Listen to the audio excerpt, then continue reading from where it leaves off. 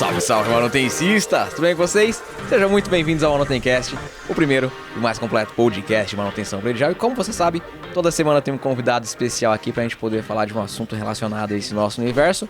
E hoje não é diferente, vamos falar sobre como que o drone pode ajudar na engenharia. Muito! Você é droneira, que eu tô ligado. Eu sou droneira. Eu piloto drone, ajuda demais nas inspeções e trabalhos técnicos. Eu tenho certeza que muita gente acha que é só sair e comprar drone. Tem muita gente que até faz errado e tem toda uma legislação por trás. E o nosso convidado vai mostrar isso hoje. Tem histórias de gente que perde drone, a gente vai contar tudo isso aqui pra você. E é um risco, né? Pô. É um equipamento voando, então tem que ter todo um cuidado ali para não ter nenhum problema com ninguém, com nenhum bem material. E o investimento que a pessoa faz também, Sim. que é um investimento significativo também, pra significativo. poder perder no primeiro voo, né? Com certeza. Gabriel Augusto, obrigado, irmão. Valeu, cara. Gabriel Augusto, mestre do drone. Eu tô fazendo, eu e o Luquinhas aqui, ó. A gente tá fazendo aula porque esse cara aqui tá aprendendo a pilotar drone brutal, velho. Vamos sair de lá monstruoso, velho. Irmão, obrigado, cara. Olá, pessoal. Elaine, Lucas, Felipe, muito obrigado pelo convite. O meu nome é Gabriel Augusto. Hoje falaremos um pouco de drone. E a todos vocês da revista de manutenção predial, é um prazer enorme eu poder estar aqui e contribuindo com um pouquinho que eu sei. Cara, esse universo de drone, ele é complexo e muitas vezes as pessoas menosprezam porque, pelo fato de ser fácil de comprar, bom, eu queria que você explicasse que isso aí, se é uma aeronave, se não é, enfim. Mas pelo fato de ser fácil de comprar, muita gente acredita que é um brinquedo e que é só comprar e sair brincando, sair voando.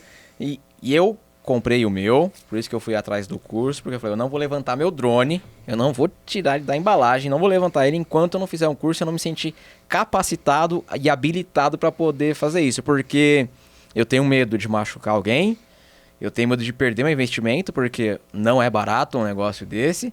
Falei, cara, eu só vou subir porque tem de história de gente que perde drone não é brincadeira, velho. Tem pessoal, subi meu drone e perdi.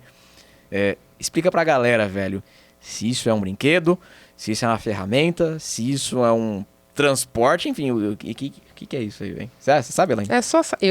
Eu sei, mas vou deixar lógico o nosso convidado que vai falar muito melhor do que eu. É porque assim, até para explicar, eu tenho 3 drones na empresa.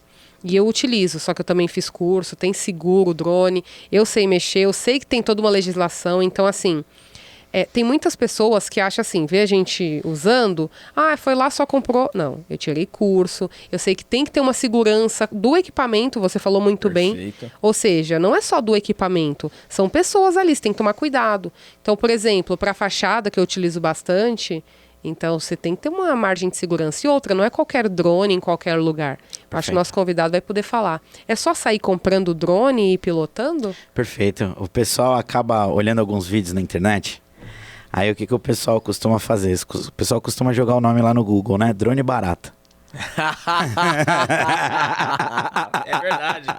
Quando você começa a digitar drone, já aparece a sugestão do Google, né? E aí o pessoal compra lá, vai, drone barato, aí arruma lá um drone de 200, 400 reais. Aí compra. Aí lê o manual, pela metade ele aprende como liga o drone. Aí ele liga esse drone, na hora que ele coloca o motor pro drone subir, esse drone já sobe pra tudo quanto é lado, batendo em parede, já ameaçando filho, pegando em cachorro. E aí o cara fala, nossa, drone é isso, né? E de fato, nem é o nome drone. De fato, para quem tá aí na revista, para quem tá nos assistindo agora, esse podcast, o nome não é drone. Então, se a gente voltasse na tecnologia do drone, começou esse primeiro momento lá na Áustria, num ataque que a Áustria acabou fazendo em Veneza, com balão. E eles fizeram esse ataque por ventos. E o ataque foi um desastre, caiu no lugar errado, não deu certo. Mas ele enxergou que, poxa, será que eu podia fazer esse ataque de uma outra forma? Sem ser avião de guerra ou algo do tipo?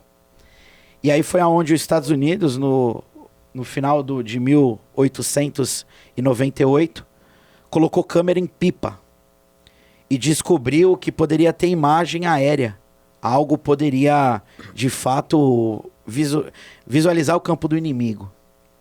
Foi onde Nikola Tesla desenvolveu a radiofrequência do barco e do controle, onde o barco começava a ligar e desligar apenas. E aí surgiu aí na década de 1950, na Segunda Guerra Mundial, a utilização de fato dos drones, primeiro na parte de batalha, no campo de batalha. Com o passar dos anos, com a tecnologia, a DJI vindo forte, uma empresa chinesa, colocando tecnologia nesse drone, aí o universo mudou. Então, o pessoal costuma colocar drone barato na internet e saiba que vocês não vão pilotar um drone. Vocês vão pilotar um objeto não identificado no formato de drone. Então, esse equipamento, estou com 2 modelos aqui, um race e um que a gente utiliza na parte civil, de foto, filmagem, a trabalho, né? E esse equipamento, o nome dele é Vant. Ele é um veículo aéreo não tripulado. Hoje a tradução do DCEA, que é o Departamento de Controle do Espaço Aéreo, chama ele de UAV, que é a aeronave remotamente pilotada. Esse Vant, se você comprar ele, eu quero ter um drone. Então se você comprar ele para utilizar ele como brinquedo, você vai ter um drone. E o porquê drone? O barulho dele ligado, ele é aquele barulho zzz. A tradução do inglês do drone é zangão. Então, em 1935, eles fizeram um avião de combate chamado Queen Bee, abelha rainha. E a abelha rainha tinha um barulho muito próximo desse. Então, a tradução do drone pro português dá zangão, então por conta do barulho. Olha que interessante. Então, se você compra essa aeronave e quer brincar com ela, você vai ter um drone. Só que saiba, existem algumas regras, existe o chamado, um documento aí do DCEA, chamado REBAC 94, que é o Regulamento Brasileiro do Espaço Aéreo. O 94 é o que trata dessas aeronaves. Eu tenho tanto a parte recreativa quanto a parte de trabalho. Então é um Vant, drone brinquedo e RPA quando trabalho. Então você não compra um drone. A gente que trabalha com equipamento, a gente compra uma RPA. É uma aeronave remotamente pilotada. E aí começa o negócio ficar sério. Porque o pessoal vai no YouTube, aprende como é que voa, aprende como é que liga e liga em casa. Aí tem um filho pequeno que não sabe a utilização. Perfeito. O RPM dessa hélice em movimento é crítico. Pode cortar uma mão, pode cortar um braço. Se pega, cria uma navalha. Aí você tem gato, cachorro em casa, não sabe mexer. Eles são curiosos, eles vão pular no drone. Já tem animalzinho ficando lesionado, já tem criança pequena ficando lesionado. Tem uma particularidade na pilotagem que a gente costuma falar nos cursos, que você não pilota o drone assim. De frente, né? Você só pilota o drone assim, por quê? Porque eu tenho o meu joystick aqui. Todas as vezes que eu estiver olhando para a traseira do drone, o meu joystick fica na posição que eu conheço. Perfeito. Se eu viro o drone ao contrário e eu quero que esse drone vá para o Felipe, inverte. O controle está invertido. Então, eu vou colocar o drone para o Felipe. A hora que eu colocar esse mush para cima, ele vem para cima de mim. E às vezes você numa obra, numa construção, você não tem esse milímetro, esse centímetro para erro. Você não tem. Dependendo do equipamento que você faz a escolha errada, ele não tem nem sensor. Você compra drone sem sensor, então ele colide com o obstáculo. Fácil, ele não tá vendo, ele não tá enxergando. Então, isso é muito importante. Para você aí que tá assistindo esse podcast, que quer conhecer mais esse mundo dos drones, o negócio é sério. Hoje não é só foto e filmagem, hoje tem software embarcado, tem muita tecnologia. E, de fato, você está comprando uma RPA, uma aeronave remotamente pilotada que você vai utilizar para trabalho com muita legislação. Inclusive, a DJI, ela fez uma ação. Eu gosto muito dos modelos Mini. Você pega o Mini 2 e o Mini 3 e agora que chegou há 2 semanas atrás o Mini 4. Com muito software embarcado. Tá bem legal esse drone. Se você pega o PMD, que fala lá nesse documento, nessa REBAC 94, esse PMD fala que a aeronave, para entrar na regra, para ser aeronave que tenha que ter seguro e tudo mais, você tem que ter acima de 250 gramas. Então eu tenho 3 classes. Eu tenho a classe 3, que vai de 250 gramas até 25 quilos. Eu tô Perfeito. na classe 3 de drone. Eu tenho a classe 2, que vai de 25 a 150. Vou dar um exemplo da classe 2. O Teagras, que é um drone utilizado na agropecuária para poder pulverizar aí nos campos. E nós temos a classe 1, que são os drones que vão de 150 quilos para cima. Então imagina a responsabilidade nossa pilotando uma aeronave dessa, enxergando que tem aeronave que pesa 90 quilos, mas que tem vida embaixo. Uau. Que tem casa embaixo. Se a gente faz uma conta rápida da massa, vezes a gravidade, 9,8, vezes a altura que o equipamento está caindo, ele vai colidir com o chão com quase 10 mil kg força de impacto. Então pode ser fatal. Então tem algumas regras importantes que a gente precisa seguir. Algumas legislações do DCE. O DCE é o Departamento do Controle do Espaço Aéreo. A primeira coisa que eu preciso fazer quando eu compro o meu drone é de fato cadastrar o piloto e a aeronave. Perfeito. É um sistema que a gente chama de CISANT, que é a solicitação de cadastro do piloto e da aeronave. Cada aeronave, aqui nessa parte traseira, ela tem um número de QR Code e ela tem uma placa. Então, é como se eu emplacasse e tirasse uma carteira para falar para a ANAC, ó, Agência Nacional de Controle do Espaço Aéreo. Olha, eu vou ser o piloto desse carro no alto. Perfeito. E eu acho muito importante falar isso, porque estamos falando aqui de manutenção, eu gosto muito de utilizar o drone nos nossos serviços, porque é até uma segurança. Só que antes de qualquer coisa, antes de usar o equipamento, eu acho muito importante falar isso, eu fui atrás do conhecimento. Perfeito. Como tudo na vida, para saber os riscos, saber como que eu vou também resguardar o equipamento, porque tem toda uma questão de segurança para não perder o equipamento, e entender qual equipamento eu posso utilizar. Hoje eu falei, né, eu tenho 3 drones na empresa. Eu tenho o Mini 2, eu tenho o Mini 3 e eu tenho o Mavic 3. E eles são, o Gabriel vai poder falar muito melhor, eu utilizo em cenários diferentes. Com certeza. Hoje eu tenho o Mavic 3 que tem sensores em todos os lados, então quando eu vou fazer um serviço de fachada, um serviço que às vezes requer um vento, e eu acho que ele até poder falar melhor, tem software falando se tá bom para voar, não tá, os satélites estão bons para poder pilotar ou não. Não é simplesmente eu joguei o drone lá em cima e vou ficar olhando, até porque quando estamos falando em drone, muitas vezes a depender você vai perder a visão dele. Eu tento nunca perder a visão, mas acontece, às vezes você jogar para trás de uma fachada. Como que você sabe se está seguro ou não? Então, tudo isso a gente precisa. Por isso que eu acho que o conhecimento é a chave de tudo, né? Perfeito. Se nós não temos conhecimento, temos que buscar o conhecimento antes de utilizar. Perfeito. Eu acho isso muito importante.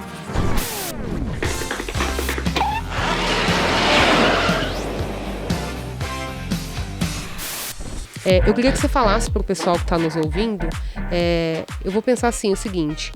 O manutencista, os síndicos que acompanham aqui o Manutencast, ele vai estar falando lá, ele contratou alguém para fazer um serviço no condomínio dele. Eu acho isso muito importante. Como que ele pode saber e o que ele tem que exigir da pessoa que vai prestar um serviço num condomínio? Animal.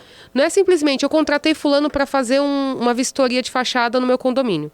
Além da circular, de falar para todo mundo, vai ter um drone, que isso é o comum.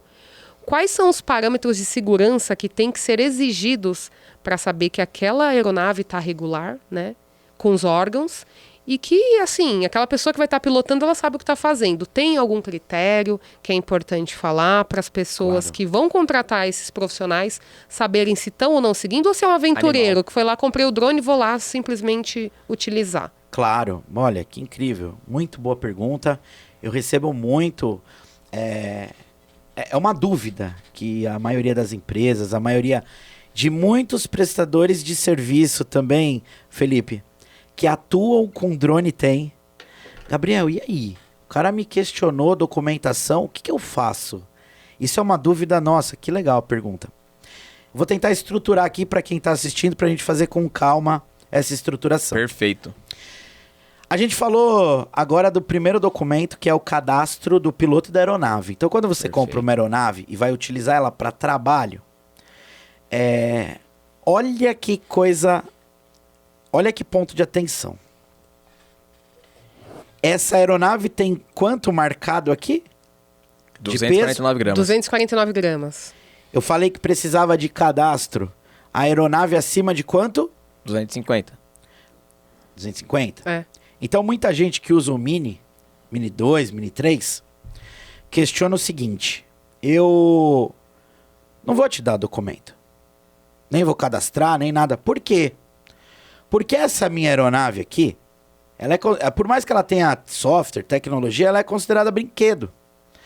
Então, a lei é 250 gramas, pesa ela, 249. Só que aí você sabe o que o pessoal faz?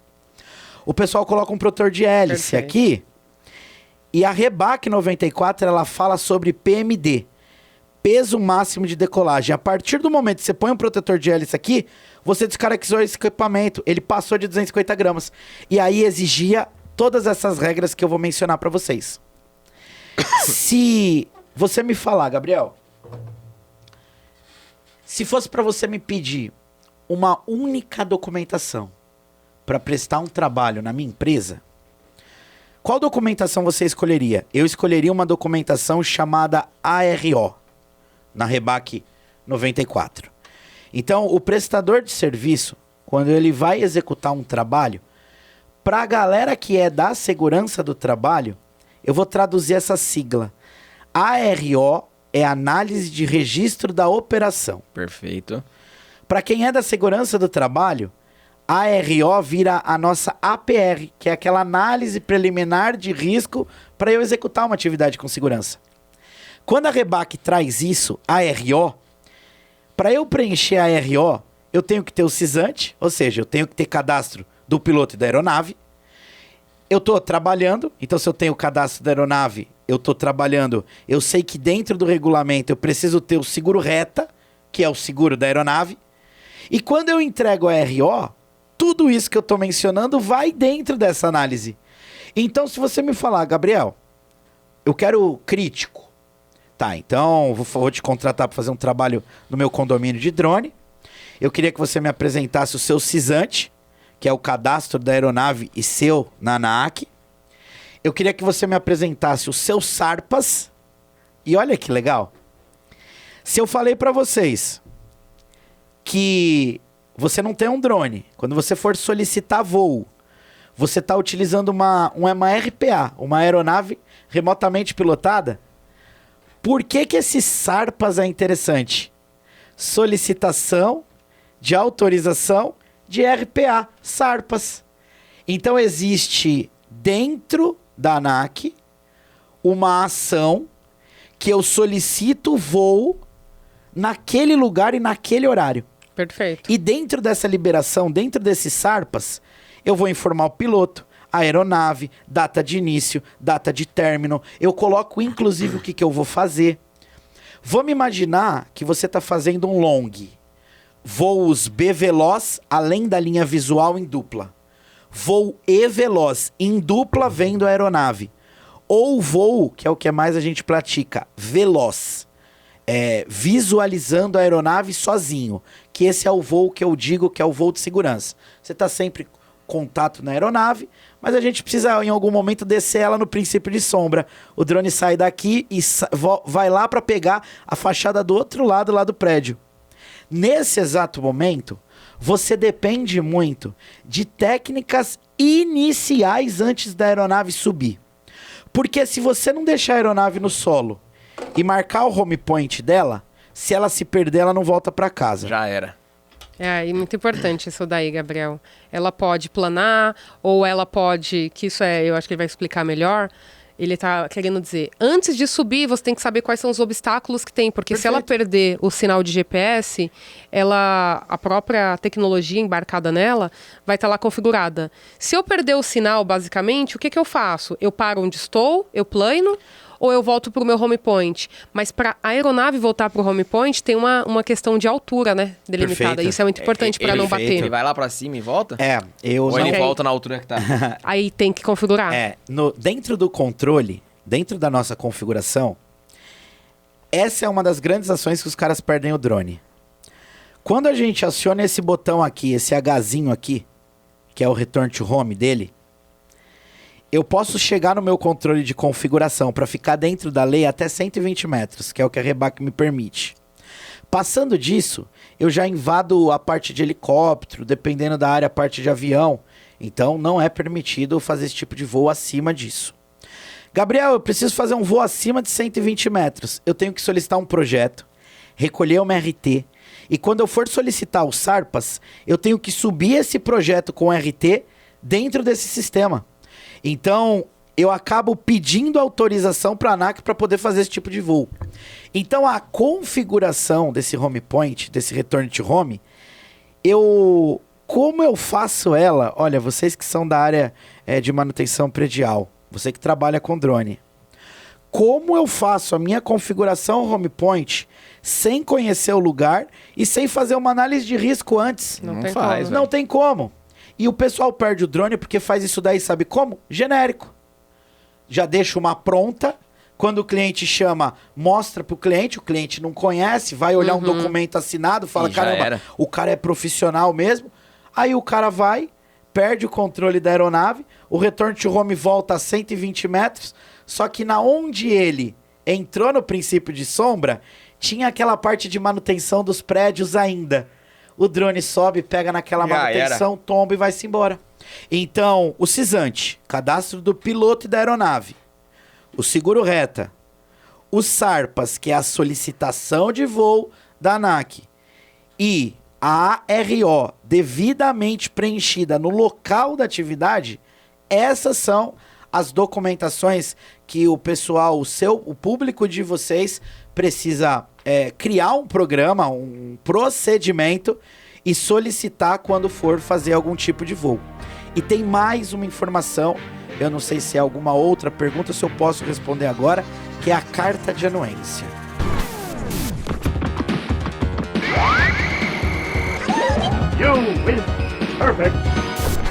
O que é isso? O que é essa carta de anuência? O que acontece é o seguinte, quando você invade trabalhos em prédio, principalmente com moradia com drone, você está infringindo privacidade. A carta de anuência se der naquele dia você for fazer um voo dentro daquele prédio, pode ser que tenha uma pessoa dentro do prédio que não queria ser gravada. É verdade, cara. Isso vai acontecer. E aí a REBAC, a autorização, fala que a gente tem que voar sem autorização 30 metros longe da pessoa. 30 metros. Uau. Mas aí eu não consigo vistoriar a fachada a 30 metros. Aí você não consegue vistoriar a fachada. Então, quando você for vistoriar, o seu síndico, para você que está executando esse trabalho, ele precisa te dar uma anuência para você gravar. Aí é ao contrário, é ele que vai avisar os moradores que Perfeito. naquele dia vai ser gravado. E aí você vai ter uma autorização. Se futuramente acionarem vocês, aquela autorização Perfeito. é que vocês vão utilizar. Sempre, sempre. Essa autorização, assim, ela é preliminar. É o primeiro documento para você que vende o trabalho de drone nessa aplicação. Perfeito. Então você precisa ter essa documentação no seu bolso, digitalizada. Eu mando ela por e-mail, deixo lá no meu banco de dados, na minha nuvem guardado, porque essa eu guardo até por 5 anos. Deixa Perfeito. lá. Isso é muito importante. Tem uma particularidade, falando de documentação e legislação, que muita gente não sabe. Existe esse documento chamado CISANTE, que você faz o cadastro. Eu tenho mais um documento chamado Mosaico Anatel. Se você não comprar o drone no Brasil, exportar o drone de fora, eu tenho que cadastrar o drone no Mosaico Anatel, que eu tenho que falar para o sistema aéreo que esse drone tem uma radiofrequência entre drone e controle. Tanto o CISANTE quanto o Mosaico Anatel, ele tem um prazo de validade. E se você não revalidar o seu CISANTE em até 6 meses, essa aeronave é destituída. É como se ela não existisse mais. É uma aeronave que, em vez de RPA, ela vira um drone. Ela só vai ser para recreativo. E aí você não trabalha mais com ela. Aí com essa aeronave para trabalho não mais. Então, você tem que manter lá no seu histórico uma planilha com as suas aeronaves, uma planilha com seus voos, que tem lá no SARPAS os voos que você solicitou, Tem. mas a garantia da documentação. Por que eles tiram a aeronave de trabalho? Porque quando você cadastra o seu CISANTE, você põe o seu e-mail.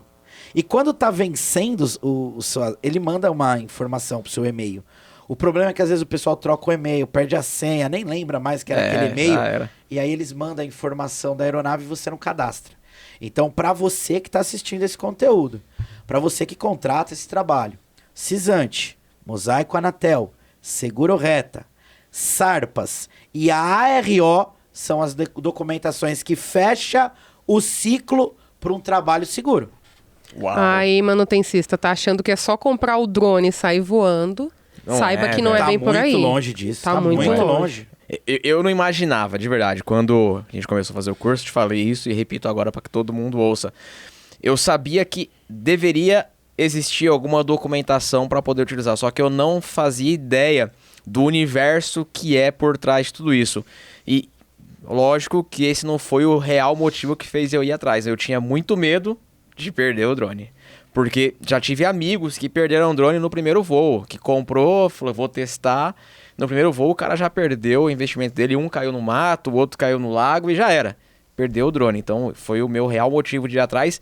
E eu falei, cara, ainda bem que eu fui fazer o curso antes, porque eu ia voar irregular, cara, se eu não fizesse o curso. Imagina só, eu poderia perder meu drone pra polícia, pra... Alguém poderia falar, cadê a documentação? Não tem, então vai preso. Você podia Vai pra cadeia. Você podia subir ele sem seu home point e na hora dele perder a conexão por algum motivo, ele não retornar. Você não sabe onde ele tá. Ou ele subir em um local com grandes ventos, a depender, vamos pensar no Mini 2 aqui, quem tá nos ouvindo, Perfeito. 249 gramas. Ele não tem sensores, ele tem sensor embaixo, não é isso? Perfeito, aqui embaixo. Só embaixo. Então, se eu jogar ele no... Se eu for pra frente com ele com tudo, ele bate, ele colide. Então, essa é a diferença. Igual ele falou, eu subi com ele de frente pra mim, o controle fica invertido. Quem tá ali aprendendo, e o drone estando a 20, 30, 50 metros de altura, você vai perder isso aí, você vai romper, você vai bater o quê? Numa fachada, você vai bater em algum lugar que... Enfim, então tem que ter muito cuidado com o controle e com o uso do drone. É isso. E hoje você tem muitas técnicas. Hoje você não precisa nem ficar próximo da fachada para poder fazer o seu trabalho. É mesmo? Hoje tem drone que explode 8 vezes. Você só embarca a câmera.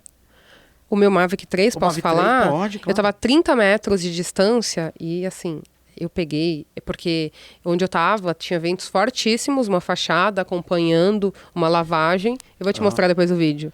E assim, parece que eu tô do lado, só que são drones mais caros. Perfeito. Por isso que eu gosto muito, eu utilizo. Eu, por exemplo, o Mini 2, eu não utilizo em fachada, eu utilizo em cobertura telhado, onde eu não tenho nada que vai colidir. Perfeito. Por vento ou o que seja. Então, por que eu invisto em alguns drones? Alguns serviços exclusivos, pela segurança do condomínio que eu vou atender, pela segurança das pessoas, eu vou utilizar o drone que tem sensor em todos os lados, com toda a segurança, inclusive, e com distância de 30 metros. Perfeito. Pensando na privacidade e com o zoom que eu posso dar, e lógico, com a carta de anuência, muito importante que ele falou. Você fica a 30 metros de distância, ele chama no zoom e vai lá na frente? Vai fazer chama o seu no zoom, trabalho. vai lá na frente e parece que eu tô do lado. Trabalho. Caraca. Faz o seu trabalho, Absurdo. você sobe numa área totalmente segura. Segura. É a diferença da frustração de quem compra um objeto não identificado no formato de drone. Porque quando você compra de fato um drone, esse modelo que você queria expandir um pouquinho mais esse modelo, o Mavic 3 agora tem o Enterprise. O Enterprise agora a gente tem uma modificação na câmera dele. Termografia. Eu consigo fazer medição de calor pelo controle. Eu consigo, por exemplo, hoje a gente tem o Helios Red. Imagina você aí do prédio, manutenção predial, você ter galeria dentro da sua empresa, dentro do seu prédio, enfim, da onde você estiver. Existe um drone suíço chamado Helios Red. Ele desce para fazer inspeção em galeria. Ele faz medição de gás, termografia, tem iluminação para clarear, para as pessoas talvez não precisarem mais nem descer. O próprio drone toma a ação. Aí você achou um quadro, um parafuso que viu que está tendo fuga ali. Então você demarca e a pessoa que vai descer, ela já sabe. Olha, eu vou descer por essa escada, tem esse obstáculo, não está com deficiência de oxigênio e é aqueles 3 parafusos ali que eu vou precisar dar um reaperto. Vai direto, vai assertivo. Então, você pega hoje, por exemplo, você pega ali a NR18 de edificação, vai fazer inspeção em fachada, por exemplo. Você faz o que hoje? Você deixa os seus funcionários em cadeirinha, pendurado, recolhe RT, acorda lá 12 milímetros, você garante aquele processo. Mesmo fazendo tudo isso seguro, você hoje não está substituindo a vida e a segurança do trabalhador. Com a utilização do drone, com uma forma segura, seguindo a documentação, seguindo a legislação, você evita não só o acidente profissional, quanto a agilidade que você tem no processo. Perfeito. Quantos prédios vocês hoje poderiam estar fazendo inspeção com a utilização do drone e acaba fazendo 1 ou 2 por dia, porque não tem uma estratégia Perfeito. inovadora para embarcar no seu modelo de negócio? Sensacional. A gente vai levantar um drone desse aí depois? A gente pode dar uma ligada nele. O de velocidade, por favor. A Elaine quer ver aquele ali. A Elaine tá louca pelo de velocidade. Eu tenho vontade de... Esse eu nunca pilotei, não. Vou ser sincera. Tem que, lógico, estudar muito, porque 180... Esse hora, regulado chega a 180. Gente. Esse drone aqui, ele tem o software no controle embarcado. Então a gente consegue configurar ele pela câmera, pelo celular, pelo controle smart. Esse FPV, a gente liga ele direto no USB do controle e lá a gente faz toda a regulagem. Então eu tenho um sistema que a gente regula direto no computador as velocidades. Tem drone que chega a 200, né? Esse modelo chega a 180, mas tem drone que chega a 200. Uau. Animal. Animal. Ping pong? Ping pong.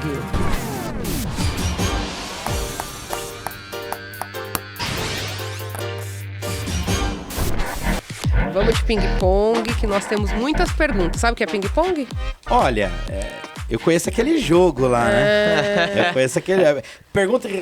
É isso mesmo. Uma troca de passe. Só que né? agora, É isso aí. no Manutencast, nós temos muitas e nenhumas repetidas, então não dá Nossa, mais pra cara, treinar. Tem isso? Agora é assim. É, porque a gente fazia sempre as mesmas perguntas e as pessoas estavam vindo com a resposta decorada. Então É mesmo? agora não tem como a pessoa saber qual é a pergunta. Felipe, Nem a eu gente assisti sabe. uns 3 podcasts de vocês pra ver o que eu ia passar aqui, cara. Não brinca não. ó, Não, essa é nova. Essa Não Esquece. brinca não, cara. Olha tanto de pergunta que nós já tiramos. Nunca se repete. Não, Não tem vai mais. repetir. Não tem Vamos lá. mais.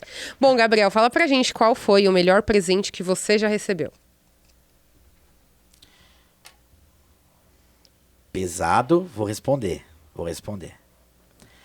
Em 2007, a minha irmã, com 6 anos, na fila do transplante, recebeu um coração. Caramba. Esse talvez tenha sido, com certeza, o maior presente que eu recebi. Uau. Perfeito. Uau. Que animal, cara. Que animal, que presente. Que animal. Que animal. Qual é a sua maior qualidade?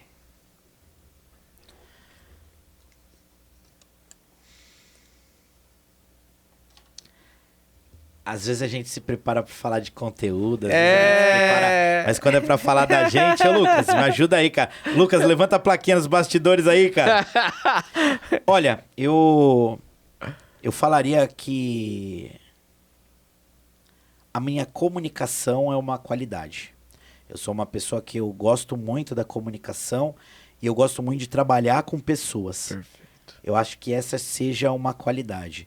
Eu não sou perfeito, eu sou ser humano, acerto e erro e não sou melhor que ninguém.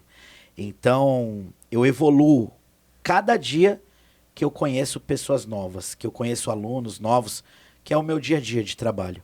Então, eu falaria que a comunicação e pessoas, esse bem-estar, essa convivência, talvez a comunicação seria a minha maior qualidade. Que animal, cara. Muito bom. E é importante você saber qual que é a sua maior qualidade para poder colocar ênfase naquilo que você já é bom e melhorar ainda mais, né, cara? É, exatamente. Não perder tempo tentando mudar eu alguma gosto, coisa. é o seu ponto de talento. É. Bom, vamos ver a outra pergunta. Se você pudesse criar uma nova matéria... Ah, essa é boa pra Legal, ele, que é professor, hein? cara. Se você pudesse criar uma nova matéria escolar, qual seria? Muito boa essa daqui. Boa, né? Olha, que legal a pergunta, meu. Que legal a pergunta. A gente acaba, eu que trabalho na educação, a gente acaba pensando muitas coisas. Eu colocaria a segurança do trabalho desde lá do pré. Porque hoje, muita parte cultural que a gente tem de acidentes por aí é pelo desconhecimento, é Sim. pela imperícia. Então, eu embarcaria o conceito de segurança do trabalho, desde apagar um fogo, desde fechar um gás se tiver vazamento, desde de a criança ter a condição de aprender e agir numa situação de risco. E isso ia Deveria mudar... ser crucial, né? É, Deveria ia ser mudar a cultura obrigatório. do país inteiro, porque muitos acidentes acontecem justamente por causa disso, que a pessoa ela menospreza o risco porque ela não acredita que pode acontecer com ela e ela acha que é algo que é normal, sempre fiz isso e não tem problema nenhum. Exato. Então, se tem essa cultura, nossa, aqui é grande agora, hein, cara? Nossa, essa é. Essa pergunta aqui é grande, ó. Qual a coisa mais engraçada que já aconteceu com você durante uma reunião ou uma apresentação importante? Imagina aquela apresentação que você se preparou dias, dormiu de madrugada, ensaiou até tarde e na hora o pessoal não deixou você usar o seu computador e o seu pendrive bugou. Né. E você só tinha aquele momento de apresentação. E aí o cara lá do outro lado fala pra você, olha, já que não tá passando, vai no Gogó mesmo. Putz. E aí você pega uma lousa e uma caneta e pega aqueles 20 slides que você preparou com número, com ação, sincronizado, cadenciado. E aí você tenta, numa reunião, destravar isso daí. Então, já tive algumas ações assim. E pra lembrar a sequência, né, cara? Aí você volta e vê a necessidade de você ter estudado à noite. Caramba, se eu tivesse ficado até tarde, eu acho que eu não lembrava hoje. Então, faz sentido, eu acho que a gente tem que estar preparado para essas ações, que pode acontecer. A gente está lidando com tecnologia. Sim. Então, aqui não, tá tudo muito perfeito, tá tudo muito funcionando. Mas aqui tem um microfone, tem uma câmera filmando. Então, tudo isso é uma possibilidade. Então, na empresa, aconteceu algumas coisas assim já comigo. De na hora H da apresentação, ela não rodar. E aí tem que ser você e aquele grupo de pessoas com aquela expectativa. Porque você vai ter que conquistá-los, né? Nós que trabalhamos com o público, nós somos vendedores o tempo inteiro. Até mesmo a nossa ideia precisa ser vendida o tempo inteiro, senão o pessoal não compra. Então, por que seu trabalho é bom? Por que você faz diferente? Então, a forma de colocação, eu acho que é a venda, né? A comunicação. E isso eu acho que é um diferencial a gente que trabalha com o público. Que animal. Excelente, hein? Concordo plenamente. Também não mudo concordo. Uma letra, nenhuma vírgula. Gabriel, irmão, obrigado, cara. Obrigada, De Gabriel. coração, velho. Excelente, Muito obrigado viu? mesmo, cara. Elaine, que incrível, hein, cara? Muito. Saiu daqui feliz? Vai pilotar aquele drone de velocidade Eu ali? queria. A gente vai num campo mais alto. Viu? Ficou com medo. Vamos na cobertura do prédio aqui. minha Vamos adrenalina. lá em cima. Olha, tem sim. Espero que você tenha gostado. Se tem dúvida, vai comprar um drone. Quer comprar um drone? Fala com o Gabriel. Cara, não sai levantando o drone, porque não é um brinquedo, isso aqui é uma ferramenta de trabalho, viu? Eu espero que você tenha gostado. Se não tá inscrito no canal, já se inscreve. Se você tá assistindo isso aqui via YouTube, depois pode procurar a gente.